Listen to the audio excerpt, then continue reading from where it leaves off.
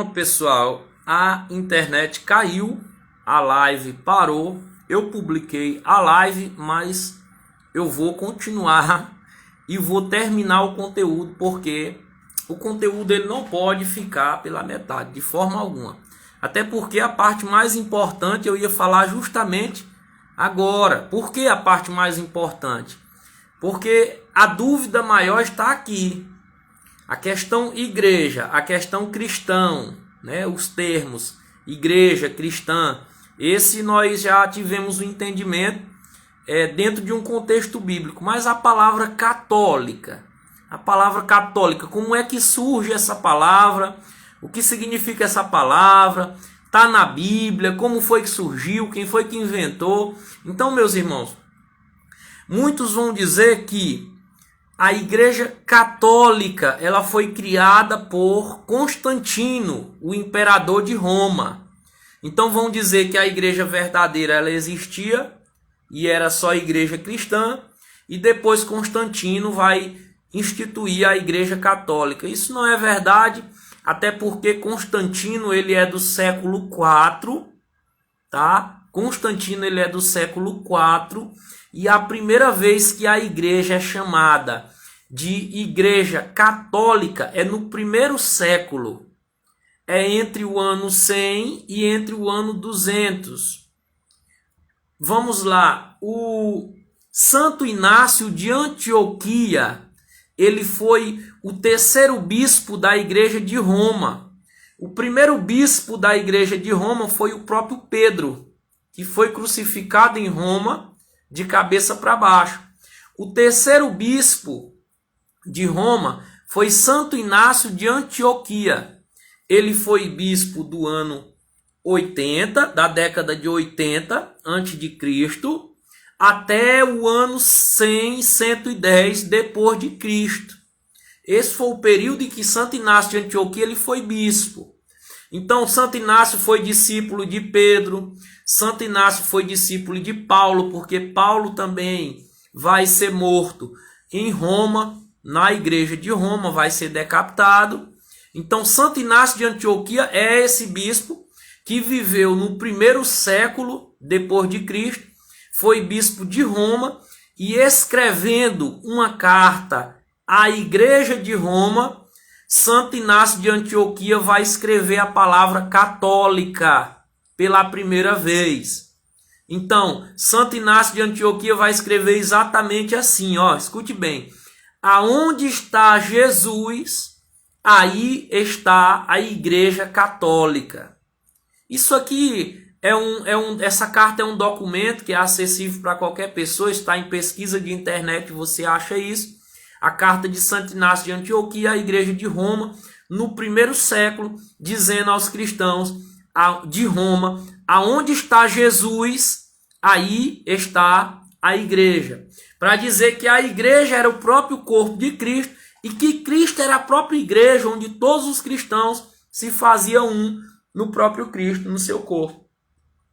Então, esse Santo Inácio de Antioquia, ele foi perseguido, tanto é que ele foi capturado pelo imperador e ele foi jogado aos leões no Coliseu para que todos pudessem assistir. Santo Inácio de Antioquia é jogado aos leões e é martirizado, é comido pelos leões. E a festa de Santo Inácio de Antioquia nós celebramos domingo agora.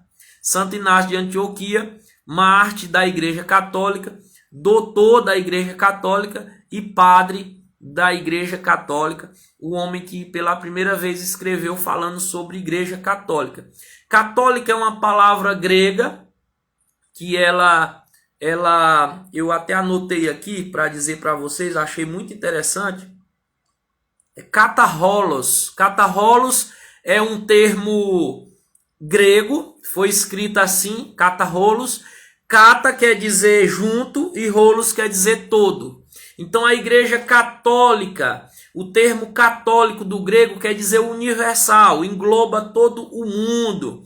É uma totalidade, a igreja na sua totalidade. Então quando nós dizemos Igreja Católica, nós dizemos a igreja na sua totalidade, ou como o termo mais conhecido, a igreja universal. A palavra católica, na sua totalidade do termo grego, significa universal.